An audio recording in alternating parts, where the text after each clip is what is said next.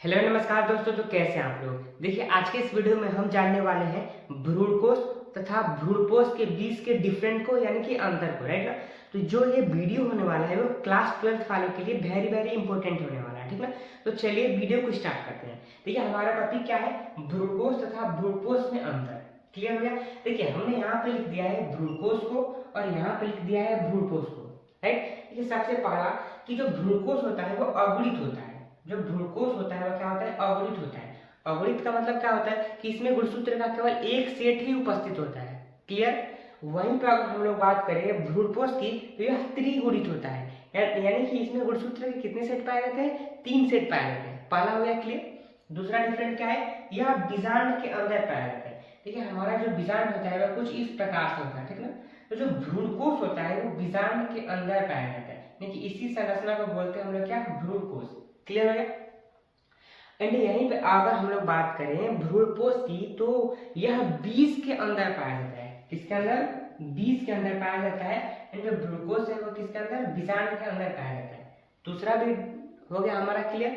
तीसरा क्या है कि यह निषेचन से पहले ही निर्मित रहता है। ठीक है, जो हमारा बीजांड है वो निषेचन से पहले ही निर्मित रहता है और बीजांड में क्या पाया जाता है, भ्रूणकोश पाया जाता है। तो जो हमारा भ्रूणकोश भी होता है वह क्या होता है, निषेचन से पहले ही निर्मित रहता है। क्लियर हो गया। अगर हम लोग यहीं पे बात करें भ्रूणपोष की तो यह निषेचन के बाद निर्मित होता है। किसके, निषेचन के बाद निर्मित होता है। देखिए यहाँ पे होता है एक डबल केंद्रक वाला सेल, ठीक। तो इसी से नर युग्मक आकर मिलता है तो भ्रूणपोष का निर्माण हो जाता है। तो क्या होता है, जब निषेचन की क्रिया होती है तभी नर युग्मक जाकर ये 2 केंद्रकीय सेल से मिलता है तो भ्रूणपोष का निर्माण हो जाता है। देखिए यहाँ पे 3 केंद्रक हो गया, इसलिए कहा जा रहा था कि यह त्रिगुणित होता है। क्लियर। एंड हमारा चौथा क्या है कि इसमें भोजन संचित नहीं होता है। जो हमारा भ्रूणकोश होता है उसमें क्या होता है, भोजन संचित नहीं होता है। वो यहीं पे अगर हम लोग बात करें भ्रूणपोष की तो इसमें क्या होता है, भोजन संचित होता है। यानी जब भोजन संचित होगा तो ये क्या करेगा, किसी ना किसी को पोषण प्रदान कर देगा, ठीक ना। तो ये जो हमारा भ्रूणपोष है वो किसको पोषण प्रदान करता है, भ्रूण को। भ्रूण को क्या करता है, पोषण प्रदान करता है, ठीक ना। एंड यहीं पे अब हम लोग बात करें पांचवें की तो भ्रूणकोश का निर्माण क्रियाशील दीर्घ बीजाणु से होता है।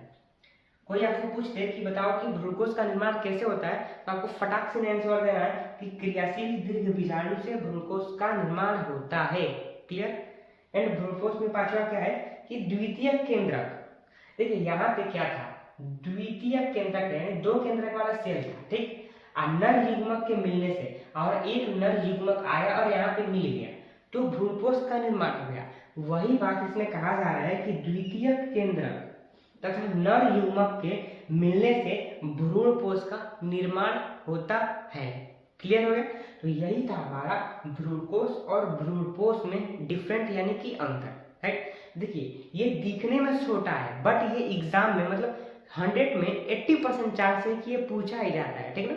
तो आपको तैयार करके ही बोर्ड एग्जाम में जाना है, ठीक ना। तो अगर आपको ये वीडियो अच्छा लगा होगा तो आप हमारे चैनल MK स्टडी सेंटर को सब्सक्राइब कर दीजिए इस प्रकार के वीडियो को देखने के लिए। तो धन्यवाद, मिलते हैं अगले नए वीडियो में।